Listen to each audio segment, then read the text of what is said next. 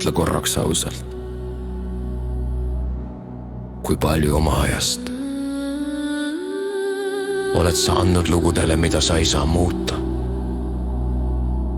Sa ei saa kontrollida maailma, aga maailm õpib kontrollima sind. Mida see toidab? Kui sa vaatad uudiseid. Kas see toidab selgust? Või viha. Kas see kasvatab rahu? Või ärevust. Kas see õpetab vastutust? Või otsib süüdlasi. Sa vaatad nägusid, mida sa ei tunne. Sa kannad emotsioone, mis ei ole sinu omad. Ja õhtuks on su meel väsinud, süda raske kehapinges. Mida see andis?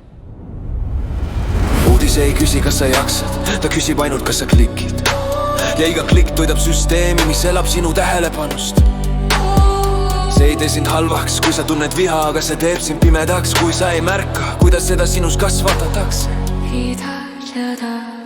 Mõtle, kui palju energiat on läinud pahameelele, aruteludele, klatsile, mõttesõdadele ja küsi endal, kas mu elu läks sellest paremaks. Ma ütlen seda vaikselt, mitte käsuna, vaid katsena. Proovi 9 aastaks uudistest loobuda, mitte maailmast, mitte vastutusest, vaid mürast, kui midagi on tõesti oluline. Sa kuuled seda niikuinii bussis tööl inimeste kaudu. Sa ei pea kogu aeg vallel olema, et olla elus. Mida sa saad vastu? Aega, hingamist, selgust. Sa õpid märkama, kui su keha rahuneb, kui uni muutub sügavamaks, kui mõtted ei torma enam. Selle asemel mine jalutama, vaata päikese tõusu, vaata loojangut kallista puu. Puu ei manipuleerista, puu ei ärita sind, puu ei müü sulle hirmu. Ja ometi annab ta rohkem informatsiooni kui 100 pealkirja. Olgu sinu uudis, rahu, olgu sinu uudis, armastus, olgu sinu uudis, lugupidamine. Seda kuskil ei ole, ära vaata, pööra pilk ära ja ela edasi. See ei ole põgenemine, see on valik, valik mitte anda oma närvisüsteemi võõraste lugude kätte. Vaata, mis juhtub 1 aastaga. Kuidas meel selgeb, kuidas süda pehmeneb, kuidas rahu süveneb.